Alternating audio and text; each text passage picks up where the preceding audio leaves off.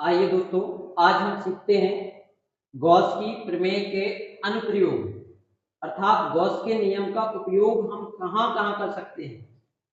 तो ये टॉपिक है अनंत लंबाई के धारावाही चालक तार के कारण विद्युत क्षेत्र की तीव्रता। तो चलिए देखते हैं विद्युत क्षेत्र की तीव्रता किस तरह से ज्ञात।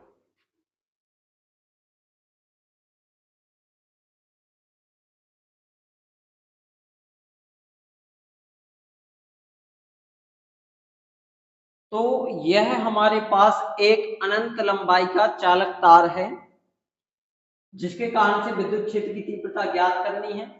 यह चालक तार एक समान रूप से आवेशित है, अर्थात प्रत्येक बिंदु पर इस पर बराबर मात्रा में आवेश है। ऐसा चालक तार जिसमें प्रत्येक बिंदु पर बराबर मात्रा में आवेश होता है, इसको कहते हैं रेखीय आवेश वितरण। रेखीय आवेश वितरण और रेखीय आवेश वितरण में एक टॉपिक आपने पिछली वीडियो में पढ़ा होगा, रेखीय आवेश घनत्व। एक समान रूप से आवेशित कोई चालक तार या चालक छड़ है तो उसमें एक निश्चित लंबाई पर उपस्थित आवेश की मात्रा क्या कहलाता है? रेखीय आवेश घनत्व। रेखीय आवेश घनत्व lambda equal Q upon L. तो यहां पर एक निश्चित लंबाई पर आवेश की मात्रा कितनी हो जाएगी? Q equal lambda into L. इसको मान लेते हैं इक्वेशन नंबर 1। अब इस चालक तार के चारों ओर हम एक एल लंबाई के गॉसियन पृष्ठ की परिकल्पना करते हैं।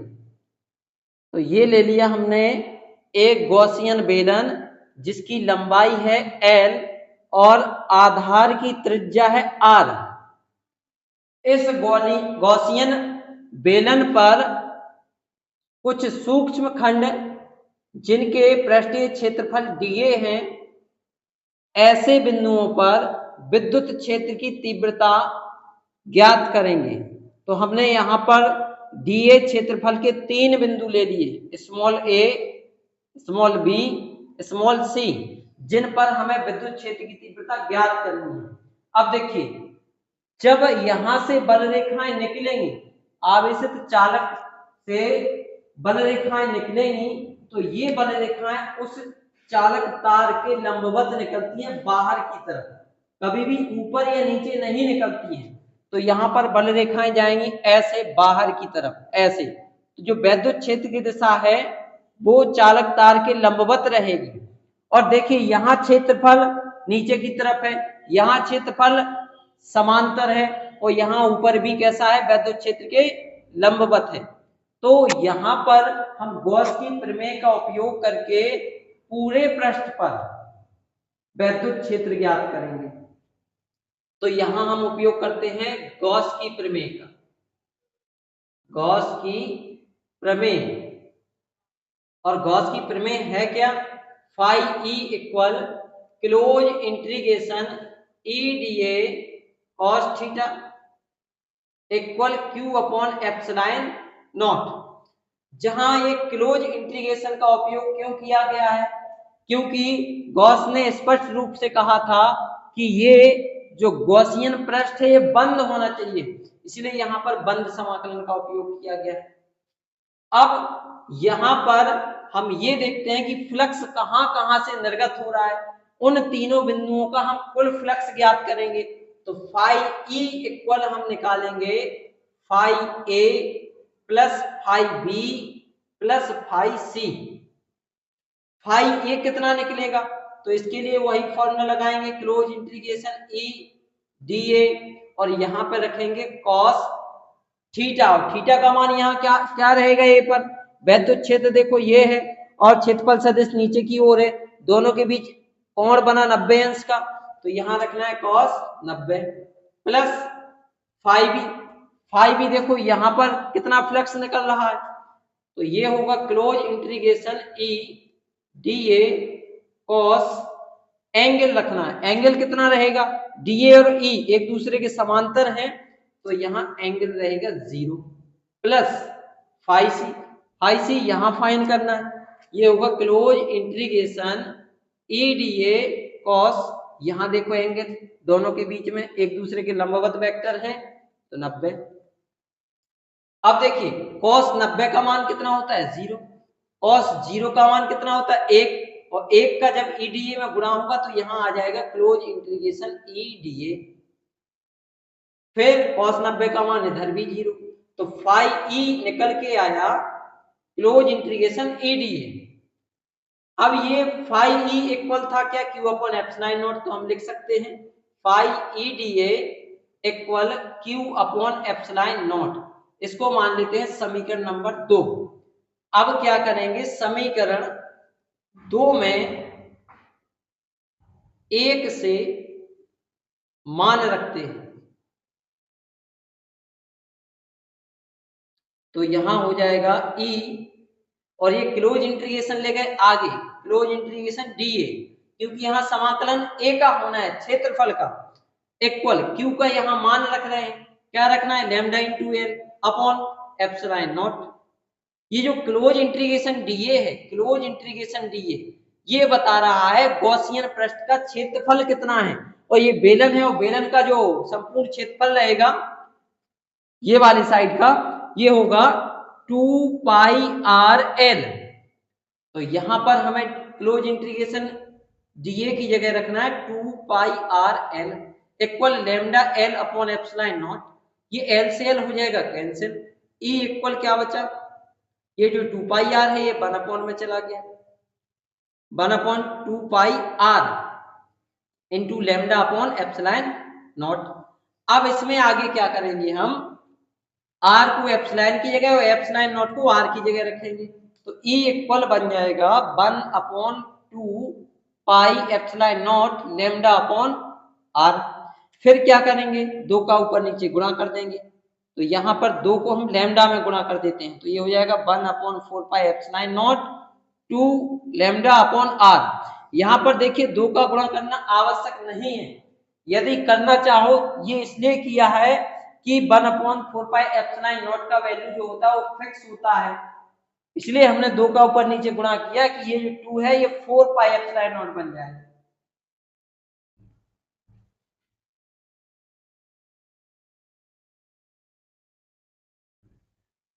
तो इस तरह से किसी भी एक समान रूप से आवेशित चालक तार की वैद्युत क्षेत्र की तीव्रता ज्ञात की जाती है।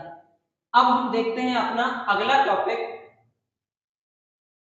एक समान रूप से आवेशित अचालक चादर के कारण विद्युत क्षेत्र की तीव्रता, एक समान रूप से आवेशित अचालक चादर के कारण विद्युत क्षेत्र की तीव्रता। इस बार हमने ले लिया एक समान रूप से आवेशित एक अचालक चादर,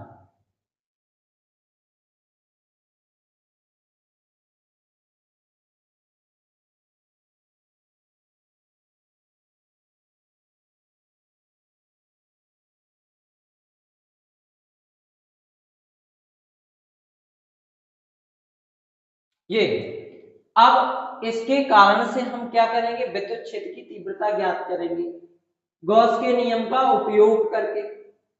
तो देखिए गॉस के नियम का इसमें किस तरह से उपयोग होना है, पहले तो देखिए ये एक समान रूप से आवेशित प्लेट है, तो किसी भी एक समान रूप से आवेशित प्लेट के कारण बनता है पृष्ठीय आवेश घनत्व, तो यहां पर हम ले लेंगे पृष्ठीय आवेश घनत्व, पृष्ठीय आवेश घनत्व, और ये पृष्ठीय आवेश घनत्व होता है सिग्मा इक्वल क्यू अपॉन ए, अर्थात एक समान रूप से आवेशित पृष्ठीय क्षेत्रफल पर एकांक क्षेत्रफल पर उपस्थित आवेश की मात्रा क्या कहलाती है, पृष्ठीय आवेश घनत्व। अब इसमें हम गॉस के नियम का यूज करेंगे और गॉस के नियम का उपयोग करके पता करेंगे कि विद्युत क्षेत्र की तीव्रता कितनी होगी। देखिए गॉस के नियम का उपयोग कर रहे हैं, अब गॉस के नियम का उपयोग करने के लिए गॉस ने एक शर्त रखी थी, शर्त क्या थी कि जो आवेश है वो गॉसियन पृष्ठ के अंदर होना चाहिए। तो यहां पर हम दो स्थिति समझ सकते हैं, एक ये कि हम मान लें ये जो गॉसियन बेलन है ये आवेशित चादर के बाहर है। अब जब आवेशित चादर के बाहर है तो निर्गत फ्लक्स कितना होगा, तो निर्गत फ्लक्स होगा फाई ई इक्वल 0। क्यों, क्योंकि आवेश जो है वो गॉसियन पृष्ठ के अंदर नहीं है। या दूसरे तरीके से देखिए, गॉस के नियम का उपयोग करके अब यहां पर पहली कंडीशन समझते हैं, जब हमने गॉसियन बेलन क्या माना, आवेशित चालक के बाहर है। जब गॉसियन बेलन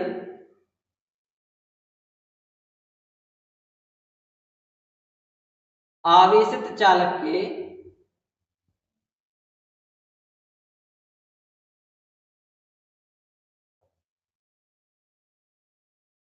बाहर है, तो बाहर है की स्थिति में देखिए, अब यहां पर जो क्षेत्रफल सदस्य होगा गॉसियन बेलन का उसको समझते हैं।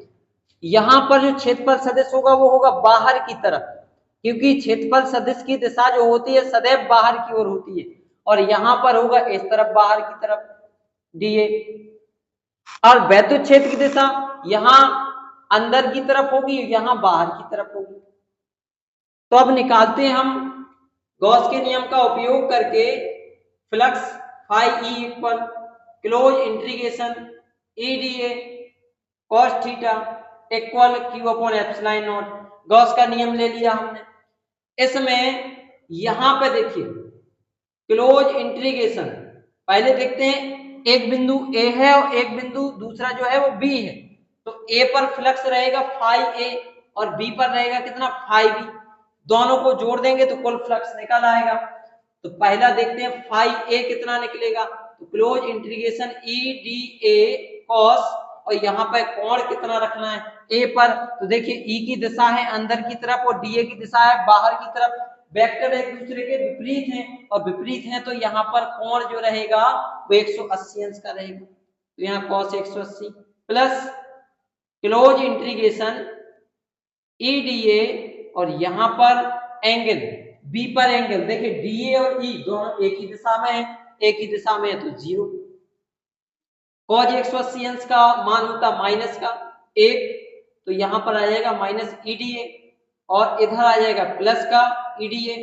अब देखो ये बराबर और विपरीत चिन्ह वाले हैं इसलिए ये कैंसिल हो गए, तो फाई ई इक्वल निकला 0। तो ये पहली स्थिति बनी जब जो गॉसियन बेलन है ये चादर के कहाँ है, बाहर है।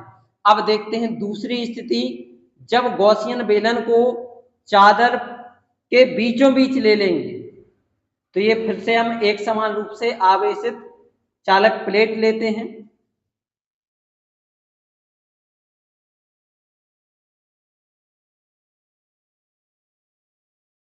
और अब की बार इसमें हम इमेजिन करते हैं जो गॉसियन बेलन है वो बाहर की तरफ है, बाहर की तरफ नहीं सॉरी, दोनों ओर है, गॉसियन बेलन के दोनों ओर है, इस तरफ भी है और पृष्ठ के दूसरी तरफ भी है। तो दोनों तरफ इमेजिन करेंगे और इससे निकालेंगे कितना वैद्युत क्षेत्र रहेगा। तो देखिए यहां पर क्षेत्रफल सदिश कैसा हुआ, बाहर की तरफ डीए ये, और वैद्युत क्षेत्र की दिशा भी कैसी रहेगी, बाहर की तरफ, और इधर देखिए क्षेत्रफल सदिश की दिशा इस तरफ बाहर रहेगी और वैद्युत क्षेत्र की दिशा भी यहाँ बाहर की तरफ रहेगी। क्यों रहेगी वो समझिए।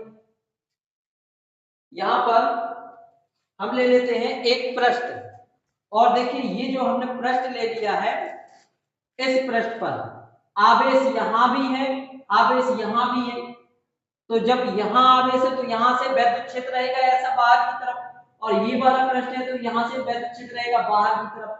अब दोनों ही तरफ बाहर की ओर, इधर भी वैद्युत क्षेत्र है इधर भी वैद्युत क्षेत्र है। अब यहां हम मान ले रहे हैं क्या, गॉसियन बेलन दोनों तरफ, तो इसका जो पृष्ठीय क्षेत्रफल रहेगा, क्षेत्रफल सदिश रहेगा वो भी बाहर की तरफ रहेगा और इधर का क्षेत्रफल सदिश भी बाहर की तरफ रहेगा। तो यहाँ पर भी हमारे दो बिंदु बन रहे हैं, एक यहाँ ए और यहाँ पे एक बी, तो दोनों बिंदुओं पर यहाँ भी हम क्या ज्ञात करेंगे, विद्युत क्षेत्र की तीव्रता। तो ये दूसरी स्थिति ले लेते हैं जब गॉसियन बेलन आवेशित चालक के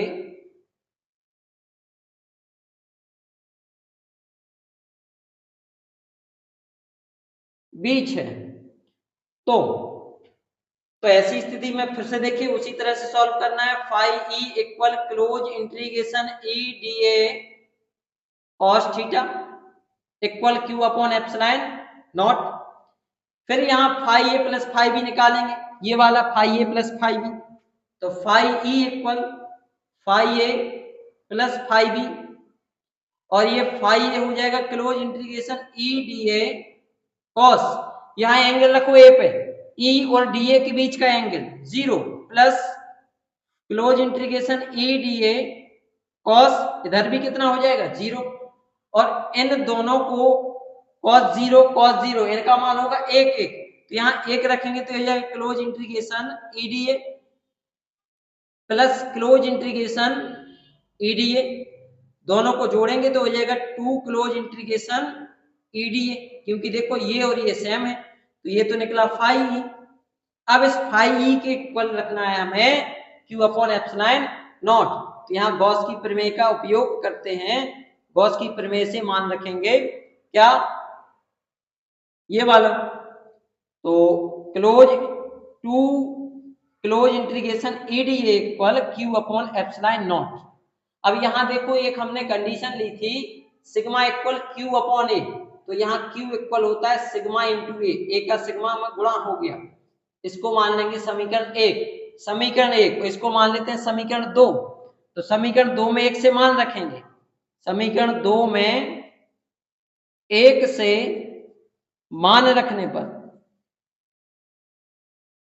तो देखिए 2 close integration E D A और यहां क्या रखना है सिग्मा अपॉन ए,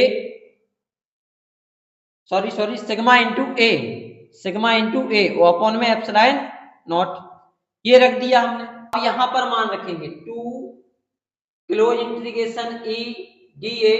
तो देखिए जो क्लोज इंटीग्रेशन है ये लगाएंगे यहां पे, क्योंकि समाकलन होना है किसका, गॉसियन बेलन का। तो close integration D A equal sigma A upon epsilon naught. अब यहां पर जो क्लोज इंटीग्रेशन डी ए है ये पूरा क्षेत्रफल अगर हम ए मान लें, संपूर्ण क्षेत्रफल ए मान लें, तो 2e इंटू ए इक्वल हो जाएगा सिग्मा ए अपॉन एप्सिलॉन नॉट। ये ए से हो गया कैंसिल, 2 चला गया अपॉन में, तो e इक्वल बन जाएगा सिग्मा अपॉन 2 एप्सिलॉन नॉट।